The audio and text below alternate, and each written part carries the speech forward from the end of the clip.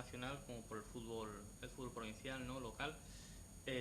Ahora mismo una liga que ha sido de tres, que no había pasado en los últimos años.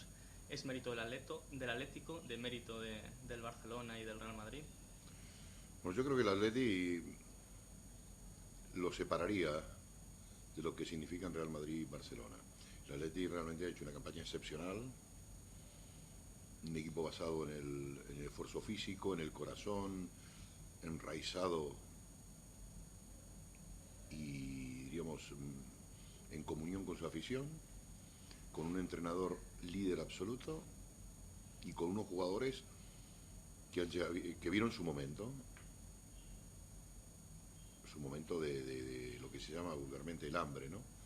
Y realmente han aprovechado ese tirón, todos están consagrados, todos se han metido en la élite del fútbol y bueno, y es un fenómeno, yo creo que es un espejo a mirarse de la modestia, y eso es lo que ha llevado. El Real Madrid, bueno, el Real Madrid creo que ha tirado la liga, yo creo que el equipo más candidato a conseguirlo había aprovechado, empezó muy mal, con muchas dudas, encuentra la alineación tipo, encuentra la BBC, lo que han llamado la BBC,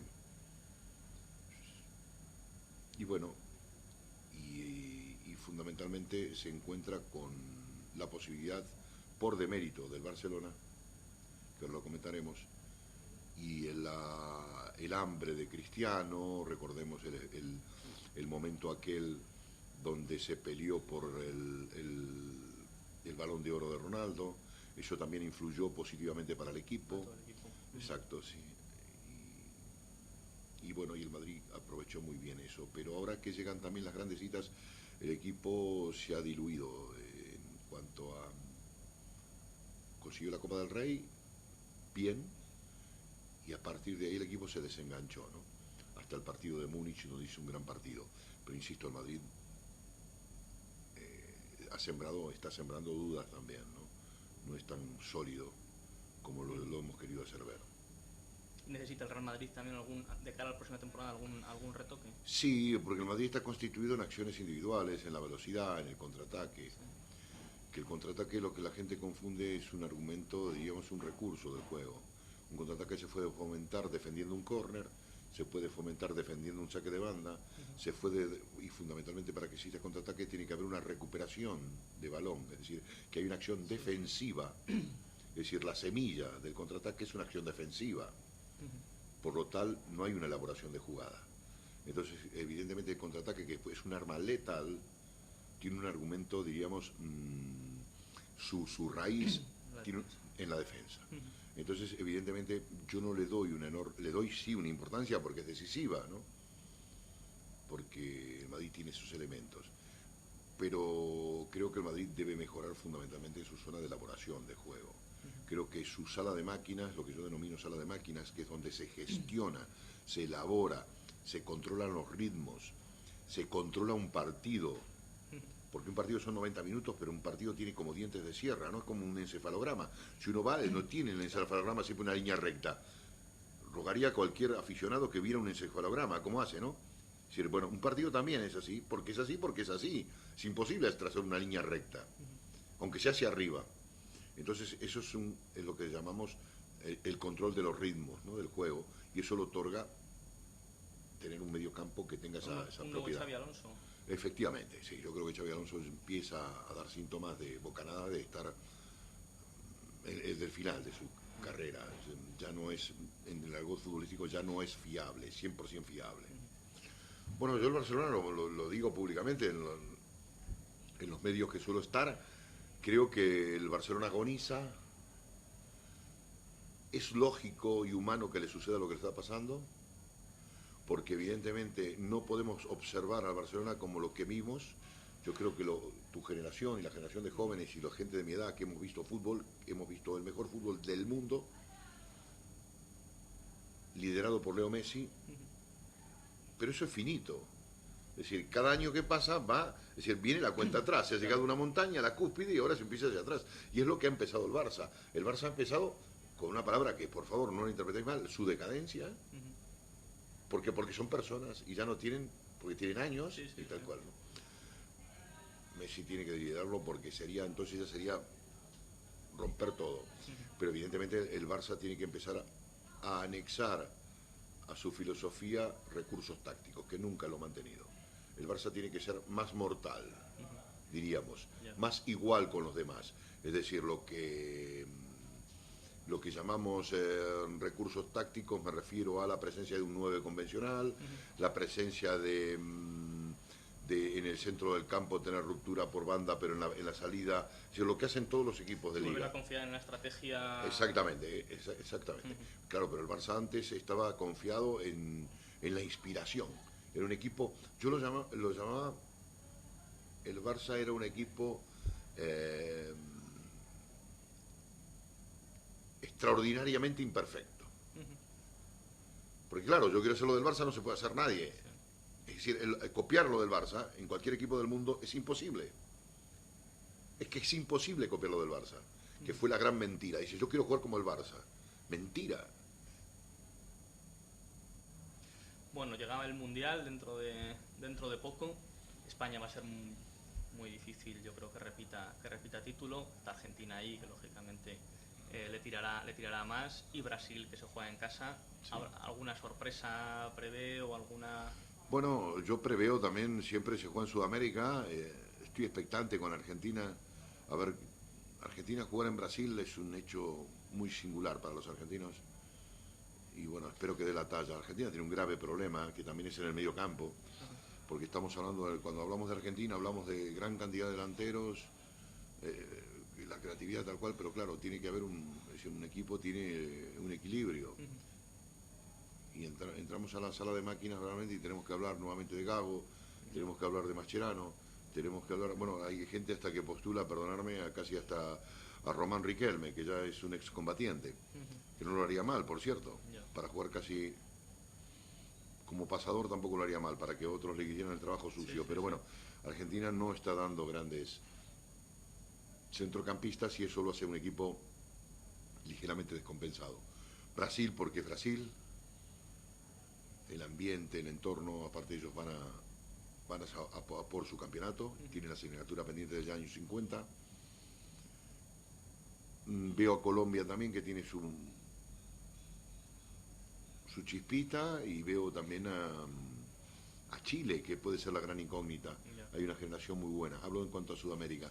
Y en cuanto a Europa, evidentemente, la competitividad de los italianos, la sorpresa que puede ser Alemania, sorpresa, histórico, Rusia siempre también. Entonces, eso no es, la gente pregunta, ¿qué pasa? Pasa lo siguiente, y lo que le pasaba a España, hasta que cortó, es lo que Camacho llamaba el otro fútbol. El otro fútbol no es esto, no es más que esto. No es más que esto, es una acción psicológica de mentalidad. Y afortunadamente España pudo cortar con Luis Aragonés, que le inyectó ese gen de campeón, y a partir de ahí cogió esta onda ganadora, ¿no? Estos 12 años que estamos disfrutando. Usted es un histórico de la Unión Deportiva Salamanca, no solo como jugador, sino tres veces como entrenador. No sé si después ya que ha pasado un año, ¿no?, si todavía hay esperanza o qué se puede hacer, ¿no?, para que el fútbol de primera división vuelva a esta ciudad, ¿no?, alguna vez. Sembrar. Empezar de cero, una reflexión profunda. Buscar en la historia, buscar en las raíces. Recordar que el Salamanca tuvo un Calvario, o su estadio se llamaba el Calvario, que mejor, mira qué buen nombre para empezar una etapa nueva.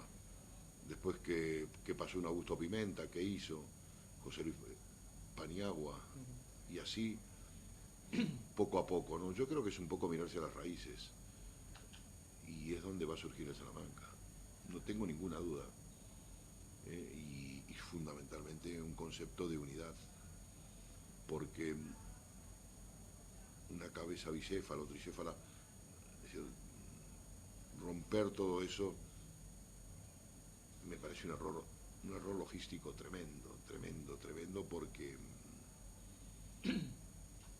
tras que eres débil, si te divides, y aparte hay ejemplos, hay ejemplos que ningún equipo, repito, que haya hecho 2 o 3 corrientes haya triunfado. Al final, señores, Lo mejor es el equipo único que represente una ciudad, que se unan, que nos dejemos de vanidades y orgullos personales y pensemos en el bien común, ¿no? Creo que esta es la primera reflexión. Sí, sí, sí. Antes de empezar a funcionar, creo que la primera reflexión. El concepto de unidad.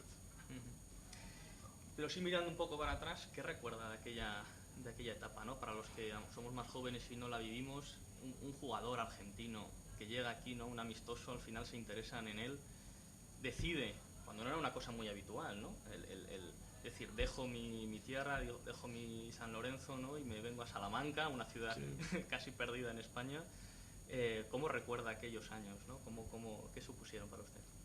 Bueno, fue una decisión muy dura, muy dura y fue vital en mi vida. Se abrían las fronteras en España, jugaban 2 extranjeros por equipo. Es decir, el hecho de venir a jugar a Europa era realmente sacar un billete de lotería, porque no estaba al alcance de privilegiados. Es decir, no es como ahora que el mercado se ha abierto, esto es casi un entrar y salir, parece esto la Torre de Babel. No, en aquel momento el hecho de venir a jugar a un equipo como el Salamanca en primera división, en una liga tan cerrada, era un privilegio y me tocó la fortuna. No lo dudé y vine con la ilusión de un joven, un adolescente, o que tenía edad para estar formado realmente en un adolescente, porque el deportista tiene muchas virtudes, pero evidentemente en su formación personal es un poco, digamos, tardío. Es precoz en alguna acción psicológica, pero en otras tardío. Y era en la parte emocional bastante adolescente, fui madurando evidentemente en Salamanca y acepté el reto y me vine con todo. Pero también no es menos cierto que Argentina empezaba por los años 74, bueno, antes, 70, empezaba la gran convulsión de Argentina, la gran persecución, la gran cacería política, me refiero. Sí. Y se provocó, Argentina fue perdiendo poco a poco los valores de las personas, lo que fue una dictadura a rajatabla, y me tocó ese inicio. Y yo realmente ahí intuitivamente aproveché para huir por la puerta de atrás. Es decir, España me brindó este cordón, esta salida, y me subí este tren. Pero es muy importante este valor porque a la segunda fase, cuando tú me dices, ¿por qué te quedaste a vivir en Salamanca? Me quedé a vivir en Salamanca porque me sentí bien, me sentí a gusto, me sentí inseguro ante tanta inseguridad que estaba Argentina viviendo para formar una casa, una familia y la cultura de mis hijos, ¿no? Sí, pensando un poco en la otra parte. Todo, recuerdo todo. Recuerdo todo porque Salamanca eran todo. No podías salir por la calle, la gente te paraba. No había prensa, no había prácticamente, había Márcalas, los periódicos que llegaban retardados de Barcelona, la prensa de Madrid que llegaba por la tarde o con un día de retraso, la hoja del lunes, otro tipo de las radios que tenían una vital importancia y una televisión única, ¿no? Como decía, que es la mejor del mundo. Y entonces, bueno, todo eso hacía que todo fuera más boca a boca, que la gente viviera aquello, y fue espectacular. Cómo se vivió aquel Salamanca por primera vez en primera división, era un acontecimiento único. Cómo viajaba la gente, con menores medios, con carreteras infames, con gastos terroríficos, porque el fútbol era siempre y fue caro siempre. Gente haciendo esfuerzos tremendamente. Y bueno, la verdad que nos idolatraba, la gente nos quería, éramos parte de ellos. Yo, por ejemplo, los últimos años que viví, la relación aficionado-jugador, que parecía mucho más familiar, tal cual era mucho más efímera, mucho más light. Sin embargo, la gente que nos vivió y convivió con nosotros en aquella época, somos parte de ellos. Diríamos, aquel me decía, muchos decían, no, cuando estáis en casa, te tenemos hasta en la sopa. Estamos en la sopa comiendo. Como uno más. Como uno más. Sí, ahí llegábamos llegaba la comunión nuestra con aficionados. Pero era otro momento histórico, hay que comprenderlo. Ujú. Ahora hay muchas más ventajas también, que no estoy evaluando. Yo estoy Sí, poniendo, aquella época. estoy poniendo en lo que pasó a vuestros padres, ¿no? Sí, sí. Ujú. Y lo que yo sentía también. Y eso te hacía mucho más responsable, ¿eh? Ujú. No podías ser traspasado, Claro. es decir, que prácticamente estabas hipotecado de por vida a jugar en tu equipo, porque las leyes, la ley 1006 apareció, qué sé yo, casi en el año 2000, Ya. o 1990 y tantos, o 1900 y Sí, tal. sí. Sí, entonces, claro, tú firmabas un contrato y el club tenía la potestad de ir renovándote por año, te tenía agarrado, como diría aquel, de ahí, ¿no? Sí. Pero eso hacía un poco lo... Y tengo una frase que resume todo esto. Yo resulta que juego el primer año en el Salamanca y firmo un contrato, la verdad, de muy poco dinero. Y entonces el club decide ampliar mi contrato a 5 años. Y entonces me acuerdo que el presidente en ese momento, Francisco Come Massa, Ujú. Paco Cosme, que desgraciadamente ha fallecido, lo resumió: Jorge, quiero que seas el Iríbar del Salamanca. Es decir, que juegues aquí toda tu carrera deportiva. Y esa es una palabra que tengo sellada a fuego. No sé si... Y así lo dijo rotundamente. Estaba gente que vive, ¿no? Está el gerente, el señor Gabino Sánchez Esteban, que era quien redactó el contrato aquel, Ujú. y que realmente se acuerda porque estábamos ahí antes se negociaban los contratos cara a cara, no existía la figura ni de la gente y todo Bastante esto. y tal, sí. Exactamente. Era mucho más difícil, te gastaba mucho, Ujú. porque claro, tú decirle al presidente que eras bueno, era, o que parabas mucho, Sí, que personas que después tenían que convivir todos los días, claro. era más difícil, era mejor tener, yo creo que es mejor la figura de la Esa figura. gente que te defiende y Ujú. puede decir de ti tus valores con mucha más libertad, ¿no? Ya. Entonces, pero bueno, pero creo que esta fase que está sellada a fuego, esto que se hacen estigmas, ¿no? Ahora que se usan las caricaturas, yo creo que debo tener: Jorge, quiero que seas el Iríbar del Salamanca, Francisco Cosme Massa. Ujú. Esa es la frase que me... Bueno, y así fue, ¿no? Sí, sí. Que toda mi carrera deportiva la hice aquí. Sí, sí. Esos ánimos. Sí, estamos todos con el Guijuelo, nos representa. Ya he mandado yo algún Twitter Lo he visto. felicitando a la gente porque me ha hecho mucha ilusión. Sobre todo la modestia y la gente que trabaja me encanta. Y sé que trabajar en Guijuelo, con las instalaciones que se tienen, las circunstancias que rodean a ese equipo, que es todo absolutamente, diríamos, está cogido con hilos de coser, tiene un mérito increíble para sus profesionales, para su cuerpo técnico, inclusive para su directiva, ¿no? Y de aquí felicitarlos y decirle que tienen nuestro apoyo incondicional y esperemos que continúen, que hagan raíz de todo esto, que no sea flor de un día, Ujú. porque a veces te da miedo todo este tipo de cosas porque parece que, Sí, que puede luego sí, caerse. que esté en manos de un interruptor, ¿no? Ya. Que cuando uno se canse, apriete el interruptor para abajo y desaparezca. Esperemos que se haga, que esto haga raíz y darle mi enhorabuena porque sé la dificultad que es, una categoría durísima.